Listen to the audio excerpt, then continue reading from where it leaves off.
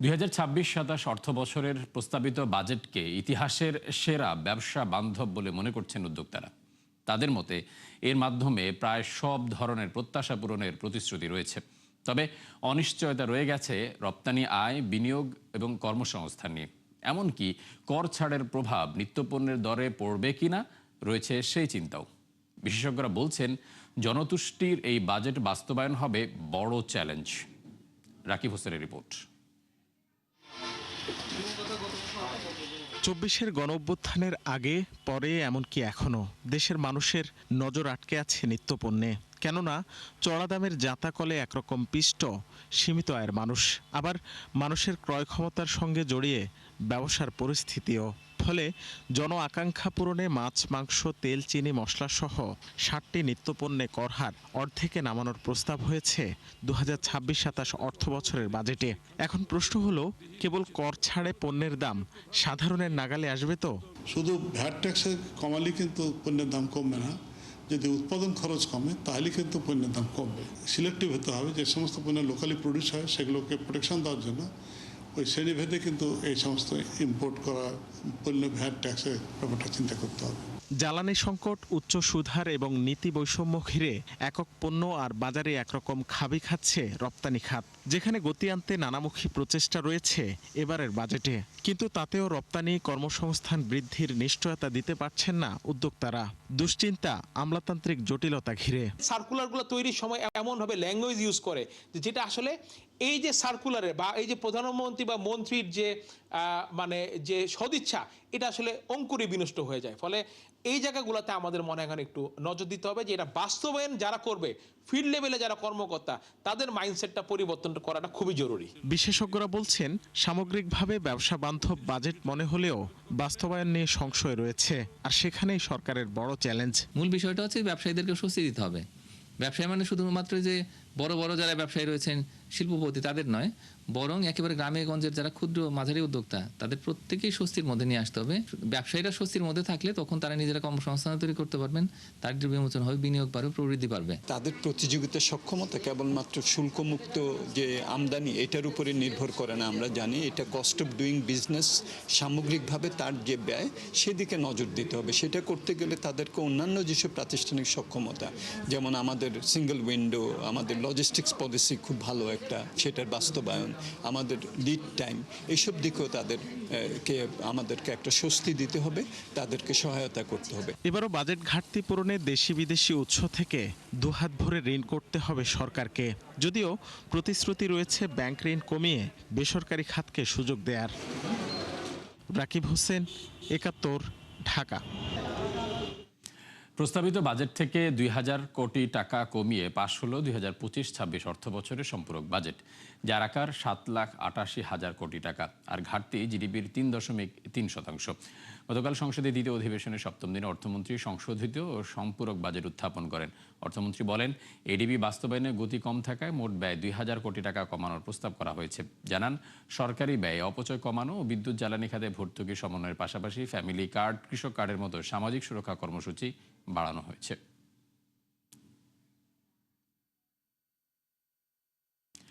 ইসলামী bank গ্রাহকদের আতঙ্কিত না হওয়ার পরামর্শ দিয়েছেন নতুন পর্ষদ প্রধান জহির হোসেন। সংবাদ সম্মেলনে তিনি জানান, সংকট কাটাতে দ্রুত পদক্ষেপ নেওয়া হবে। এদিকে পুরনো বোর্ড ভেঙে দেওয়ার পরও আস্থা ফেরেনি গ্রাহকদের মধ্যে। অনেকেই তুলে নিচ্ছেন আমানত।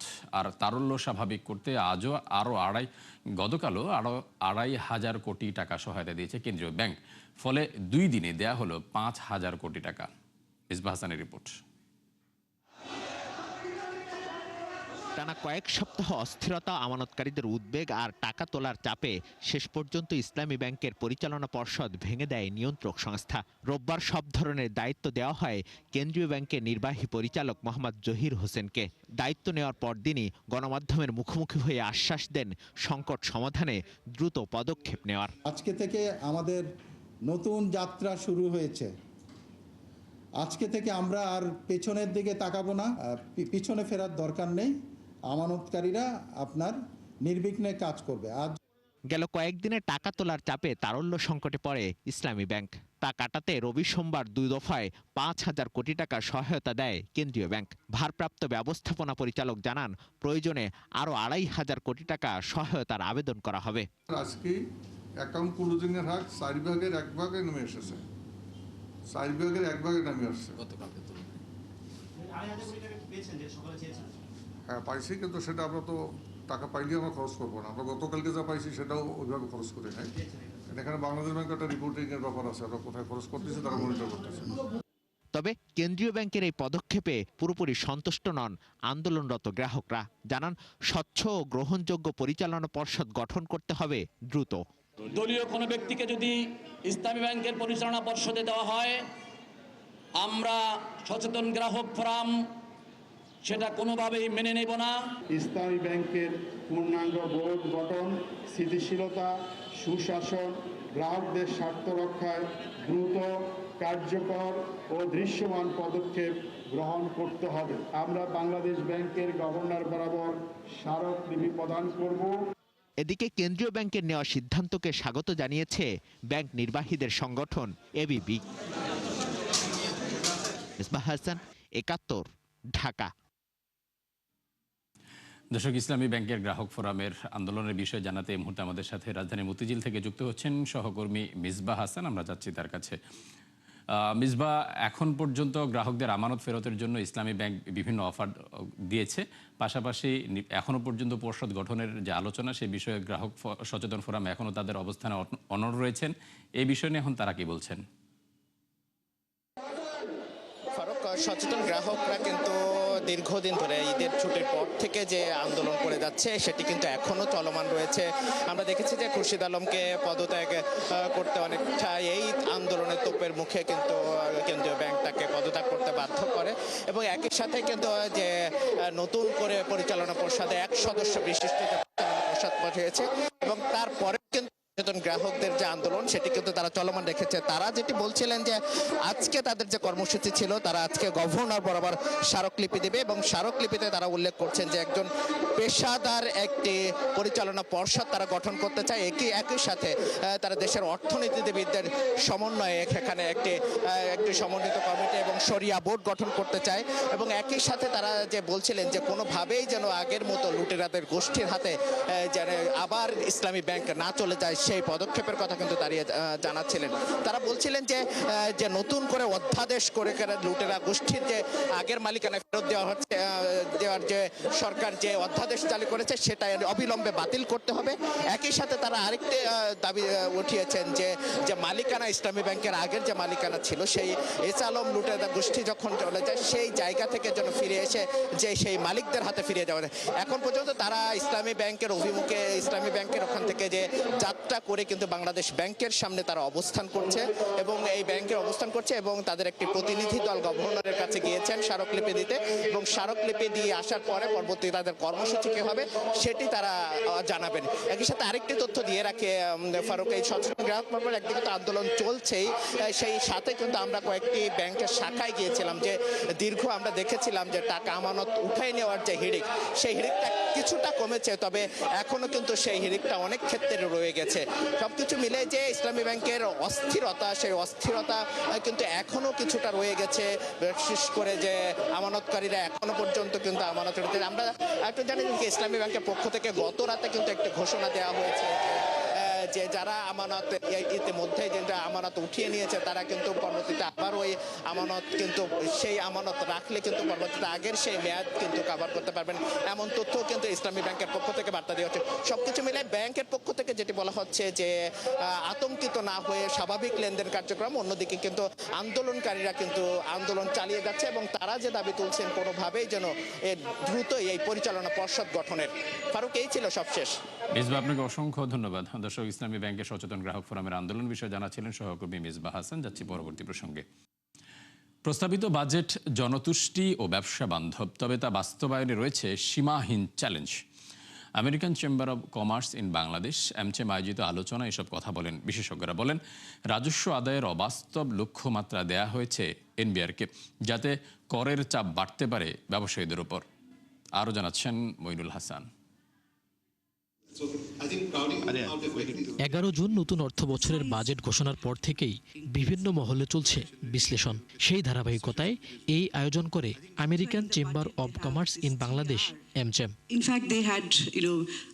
বক্তারা বলেন, বাজেটে রাজস্ব আদায়ের অবাস্তব লক্ষ্যমাত্রা দেয়া হয়েছে এনবিআরকে, যাতে চাপ বাড়তে পারে ব্যবসায়ীদের ওপর।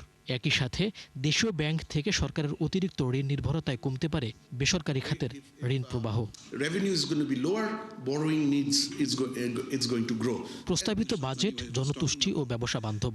রাজনৈতিক প্রতিশ্রুতি বাস্তবায়নে বড় বাজেটের বিকল্প ছিল না, তবে তা বাস্তবায়নে সীমাহীন চ্যালেঞ্জ আছে জানিয়ে বক্তারা বলেন, কর কাঠামোয় ব্যাপক পরিবর্তন আনা হলেও নেই রাজস্ব আদায়ের সুনির্দিষ্ট রূপরেখা। Followed through very carefully, because on the one hand we are following a contractionary monetary policy because inflation is high for the last 4 years or so. But on the other hand, looking at the nature of the budget, it is an expansionary fiscal policy. So how do you match? It is a tough call. On the NBS side, we all know that tax collection is evolving here. Many of the clients mentioned that we want to be totally compliant, but we have a risk that if we start doing it this year, the NBI will start pulling up files for 10 years and harass us, and it will be significant. অনুষ্ঠানে দক্ষ মানব সম্পদ তৈরিতে আরও মনোযোগ দেওয়ার গুরুত্ব তুলে ধরেন বক্তারা।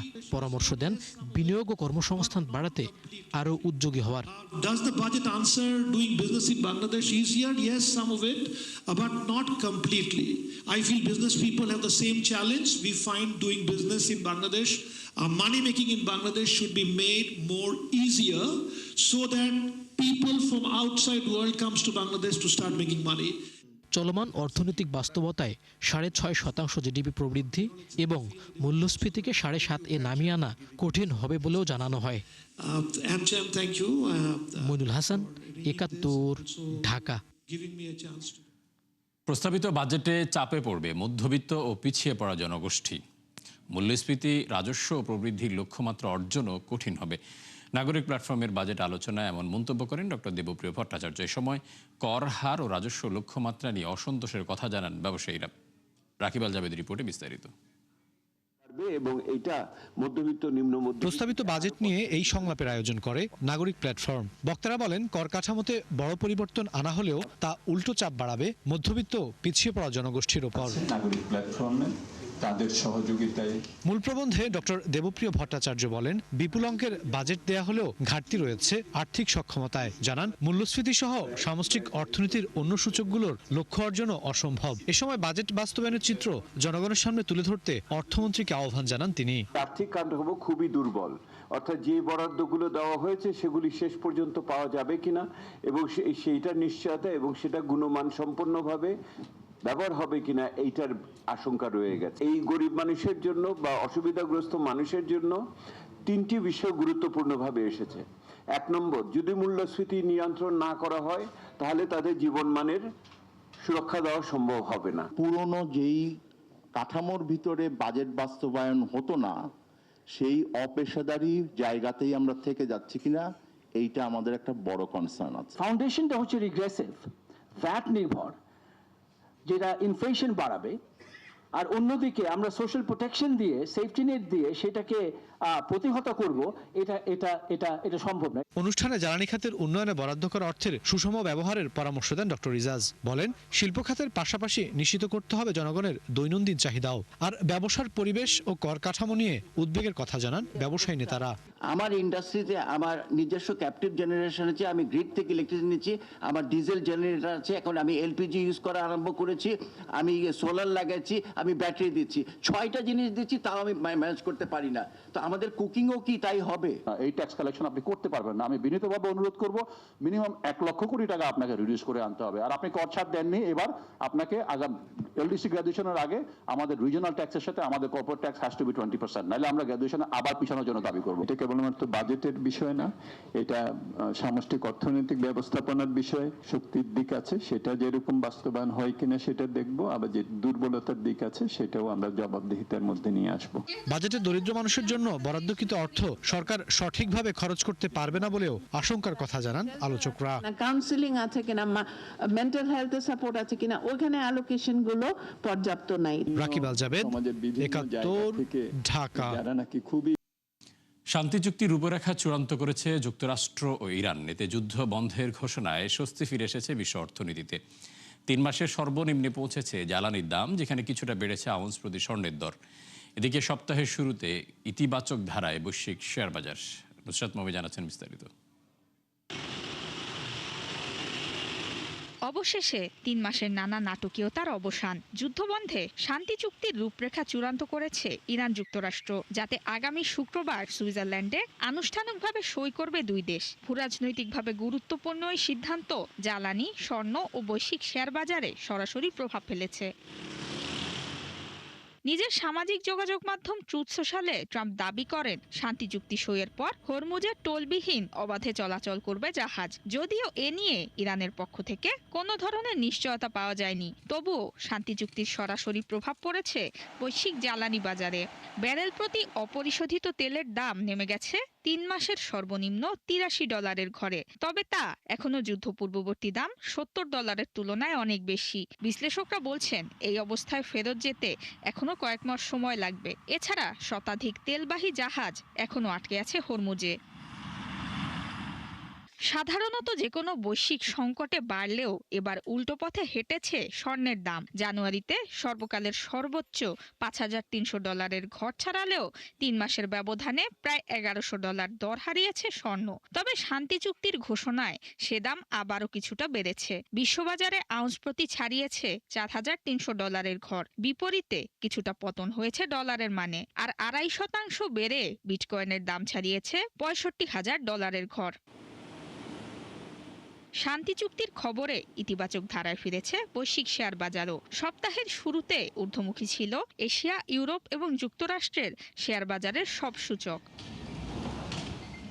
এদিকে শান্তি চুক্তি নিশ্চিত হওয়ায় ইরানের নৌবন্দরগুলো থেকে অবরোধ তুলে নেওয়ার নির্দেশ দিয়েছেন মার্কিন প্রেসিডেন্ট ডোনাল্ড ট্রাম্প। রয়টার্সের তথ্য বলছে, চুক্তির খসড়া অনুযায়ী ইরানের $25 বিলিয়ন জব্দকৃত সম্পদ ছেড়ে দেবে যুক্তরাষ্ট্র। বিনিময়ে পারমাণবিক অস্ত্র তৈরি না করার নিশ্চয়তা দেবে ইরান। যদিও পারমাণবিক কর্মসূচি নিয়ে আলোচনার জন্য আরও 60 দিন সময় রাখা হয়েছে। অন্যদিকে চুক্তি সই হওয়ার পর তেহরানের বাণিজ্য নিষেধাজ্ঞা তুলে নেবে যুক্তরাজ্য, জার্মানি সহ বেশ কয়েকটি দেশ। নুসরাত মৌমি, 71। দর্শক, 71 বিজনেসে এই ছিল এখনকার মতো। সরাসরি সংবাদ অনুষ্ঠান দেখতে চোখ রাখুন 71 ফেসবুক পেজ এবং সাবস্ক্রাইব করুন 71 ইউটিউব চ্যানেল। থাকুন 71 সাথে।